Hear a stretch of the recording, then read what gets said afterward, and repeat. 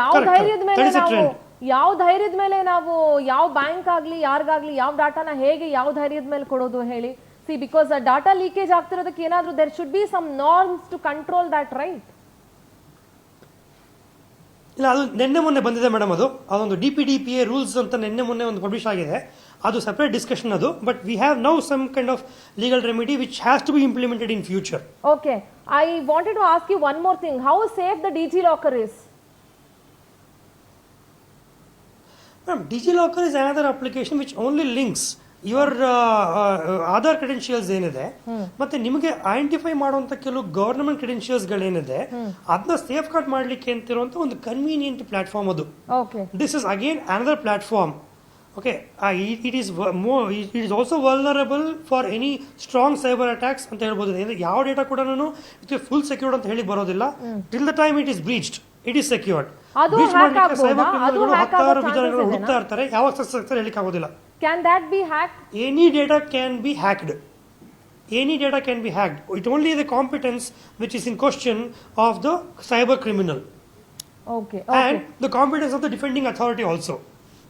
Right, sir. I'll come back to you. ನಮ್ಮ ಜೊತೆಗೆ ನಿವೃತ್ತ ಪೊಲೀಸ್ ಅಧಿಕಾರಿ SK ಉಮೇಶ್ ಸರ್ ಇದ್ದಾರೆ. ಉಮೇಶ್ ಸರ್, ಈ ಸೈಬರ್ ವಂಚನೆ ಬಗ್ಗೆ ಏನ್ ಹೇಳ್ತೀರಿ ಸರ್? ಸೈಬರ್ ಠಾಣೆಗೆ ಈ ಫ್ಯಾಮಿಲಿ ಇಶ್ಯೂಸ್ ಎಷ್ಟು ಕಂಪ್ಲೇಂಟ್ಗಳು ಫೈಲ್ ಆಗುತ್ತೋ ಅದಕ್ಕಿಂತ ಹೆಚ್ಚು ಇಲ್ಲ ಅದರಷ್ಟೇ ಈಕ್ವಲ್ ಅಮೌಂಟ್ ಅಲ್ಲಿ ಸೈಬರ್ ವಂಚನೆಯ ಪ್ರಕರಣಗಳು ಕೂಡ ದಾಖಲಾಗ್ತಾ ಇದ್ದಾವೆ. ಏನ್ ಹೇಳ್ತೀರಿ?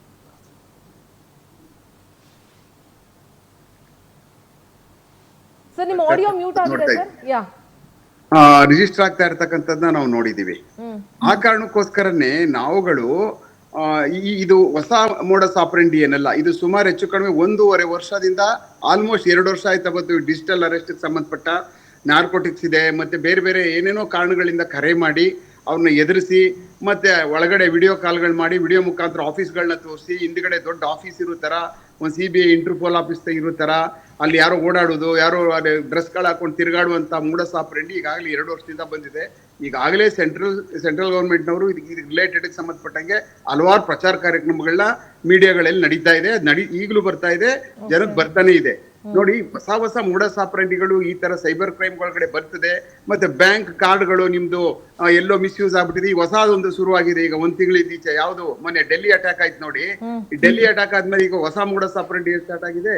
ನಿಮ್ಮ ಒಂದು ಕಾರ್ಡ್ ಅಲ್ಲಿ, ಡೆಬಿಟ್ ಕಾರ್ಡ್ ಒಳಗಡೆ ಕ್ರೆಡಿಟ್ ಕಾರ್ಡ್ ಅಲ್ಲಿ 2 AK-47 ಪರ್ಚೇಸ್ ಆಗ್ಬಿಟ್ಟಿದೆ ಅಂತ ಹೇಳಿ ಅವ್ರನ್ನ ಎದುರಿಸಿ ಅವ್ರನ್ನ ರೂಮ್ ಅಲ್ಲಿ ಕೂರ್ಸ್ಕೊಳ್ಳುವಂತ ಕಾರ್ಯಕ್ರಮ ಶುರು ಆಗೋಗ್ಬಿಟ್ಟಿದೆ ಈಗಾಗ್ಲೇನೆ. ಅದಾದ್ಮೇಲೆ ಮತ್ತೆ ಇಂಟರ್ಪೋಲ್ ಆಫೀಸ್ ನೋಡಿ, ಇಂಟರ್ಪೋಲ್ ಇಂದ ಇದು ಬರ್ತಾ ಇದೆ. ಇಂಟರ್ಪೋಲ್ ಆಫೀಸಲ್ಲಿ ಯಾರೋ ಒಬ್ರು ಆಫೀಸ್ ಮಾತಾಡ್ದಂಗ್ ಮಾತಾಡೋದು, ಅಲ್ಲಿ ಯಾರೋ ಫೈಲ್ ತಗೊಂಡ್ ಬಂದಂಗ್ ಬರೋದು, ಈ ವಿಡಿಯೋಗಳೆಲ್ಲ ನನ್ನ ಹತ್ರ ಇದಾವೆ. ಈ ಹೊಸ ಮೋಡಸ್ ಆಪರೆಂಡಿ ವಿದ್ಯಾವಂತರನ್ನೇ ಕಟ್ಟಿ ನಿಲ್ಸ್ಬಿಟ್ಟು ಎದುರಿಸ್ಬಿಡುವಂತಹದ್ದು. ಅವ್ರನ್ನ ಆ ಕಡೆ ಈ ಕಡೆ ಎಲ್ಲೂ ಹೋಗಬಾರದು.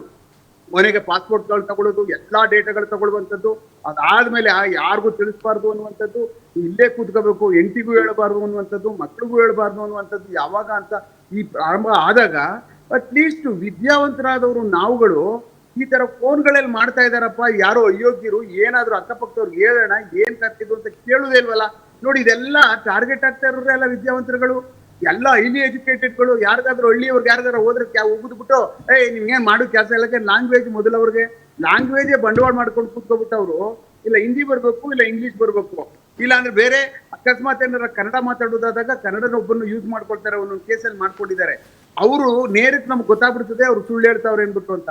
ಹಾಗೆ ಮೆಜಾರಿಟಿ ಕೇಸಸ್ಗಳಲ್ಲಿ 99.9 ಕೇಸಲ್ಲಿ ಲ್ಯಾಂಗ್ವೇಜೇ ಅವ್ರ ಅಡ್ವಾಂಟೇಜ್. ಆ ಕಾರಣಕ್ಕೋಸ್ಕರನೇ ನಾವುಗಳು ಇಷ್ಟೊಂದೆಲ್ಲ ಹೇಳ್ತಾ ಇದೀವಿ, ಮಾತಾಡ್ತೀವಿ, ತಿಳ್ಕೊಂಡಿದೀವಿ, ಪೇಪರ್ ಬರುತ್ತೆ, ಮೀಡಿಯಾದಲ್ಲಿ ಬರ್ತದೆ.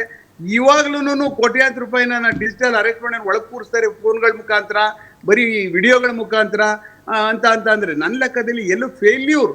ನಾವು ಮೆಷಿನರಿ ಫೇಲ್ಯೂರ್ ಅಲ್ಲ, ನಮ್ಮಗಳು ನಾವು ಫೇಲ್ಯೂರ್. ಪಣೀಂದ್ರ ಅವ್ರು ಹೇಳ್ತಾ ಇದ್ರಲ್ಲ ಆ ತರ ನಮ್ಮನ್ನ ನಾವು ಅರೆಸ್ಟ್ ಮಾಡ್ಕೊಬಿಡುದು, ಅವ್ರು ಅರೆಸ್ಟ್ ಮಾಡಲ್ರು. We ourselves targeted. ಅವ್ರ ಮನೇಲಿ ಟಾರ್ಗೆಟ್ ಮಾಡ್ಕೊಬಿಡುವಂತದ್ದು ಆಗ್ತಾ ಇದೆ. ಆ ಕಾರಣಕ್ಕೆ ಇದು ಪ್ರಚಾರ ಗೊತ್ತಿರ್ತಕ್ಕಂಥವ್ರು ಈಗ ಜನ ಇಲ್ಲದೆ ವಾಸ ಮಾಡದೆ ಓಡಾಡದೆ ಅವ್ರ ಕಾಲ ಕಳಿಯೋಂಗಿಲ್ಲ.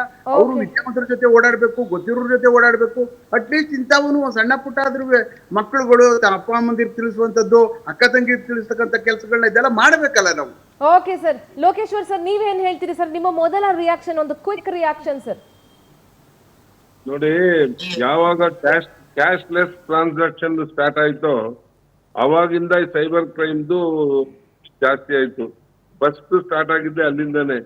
ಯಾವಾಗ ಎಲ್ಲರೂ ಅಕೌಂಟ್ ಅಲ್ಲಿ ಇಡಬೇಕು, ಇನ್ಕಮ್ ಟ್ಯಾಕ್ಸ್ ಕದಿಬಾರ್ದು, ಕೋಟಾ ನೋಟ್ ನಡಿಬಾರ್ದು ಅಂತ ಏನೋ ಒಂದು ಒಳ್ಳೆ ಉದ್ದೇಶದಲ್ಲಿ ಕ್ಯಾಶ್ಲೆಸ್ ಟ್ರಾನ್ಸಾಕ್ಷನ್ ಸ್ಟಾರ್ಟ್ ಆಯ್ತು, ಅವಾಗ ಕೂತಿದ್ದಾಗಲೇ ಕೋಟ್ಯಾಂತರ ರೂಪಾಯಿ ಕದಿಯುವಂತ ವ್ಯವಸ್ಥೆಗೆ ದಾರಿ ಆಯ್ತು. ಸುಮಾರು ಕಳೆದ ಒಂದು 5 ವರ್ಷದಿಂದ ಈ ಕಡೆನೆ ಇದು ಜಾಸ್ತಿ ಆಗಿರೋದು. ಸೈಬರ್ ಕ್ರೈಮ್ ಅಷ್ಟೊಂದು ಇಂಪಾರ್ಟೆನ್ಸ್ ಇರ್ಲಿಲ್ಲ ಮೊದಲು. ಇವಾಗ ಯಾಕೆ ಜಾಸ್ತಿ ಆಗಿದೆ ಅಂದ್ರೆ ಎಲ್ಲ ಬ್ಯಾಂಕ್ ಅಲ್ಲಿ ಅವ್ರವ್ರ ಅಕೌಂಟ್ಗಳಲ್ಲಿ ದುಡ್ಡು ಇರುತ್ತೆ ಅನ್ನೋದು. ಅದರಲ್ಲೂ ಫಸ್ಟ್ ಟಾರ್ಗೆಟ್ ಆಗೋದು ಸ್ಯಾಲರಿ ಡ್ರಾಯರ್ಸ್ ಮತ್ತೆ ಪೆನ್ಷನರ್ಸ್. ಯಾರ್ ಪೆನ್ಷನ್ಗಳು ಮುಗಿಸ್ಕೊಂಡು ಒಂದಷ್ಟು ಲಂಸಮ್ ಹಣ ಬಂದಿರುತ್ತೆ ಅಕೌಂಟ್ಗೆ, ಅಂತವ್ರಿಗೆ ಈ ರಿಲಯನ್ಸ್ ಕಂಪ್ನಿ ಶೇರ್ ಇಂದ ಹಿಡಿದು ಬೇರೆ ಬೇರೆ ಕಂಪ್ನಿಗಳ ಶೇರ್ ಹೆಸರಲ್ಲಿ ಅವ್ರಿಗೆ ಕಾಂಟ್ಯಾಕ್ಟ್ ಮಾಡಿ ಅವ್ರನ್ನ ಶೇರ್ ಹೋಲ್ಡರ್ಸ್ ಆಗಿ ಕೋಟ್ಯಾಂತರ ರೂಪಾಯಿ ದುಡ್ಡು ಮಾಡ್ಕೊಂಡು ಮತ್ತೆ ಅದನ್ನ ಚೀಟ್ ಮಾಡಿದ್ದಾನೆ. ಮತ್ತೆ ಈಗ ನಮ್ಮಲ್ಲಿ ನನಗೆ ಗೊತ್ತಿರಂಗೆ ಮಾನ್ಯ ನಮ್ಮ ಮಾಜಿ ಡಿಜಿ ಶಂಕರ್ ಬಿದ್ರಿ ಅವ್ರದ್ದೇನೆ 80,000 ರೂಪಾಯಿ ಹೊಡೆದಿದ್ರು. ಓ ಹೌದೌದು. Okay sir.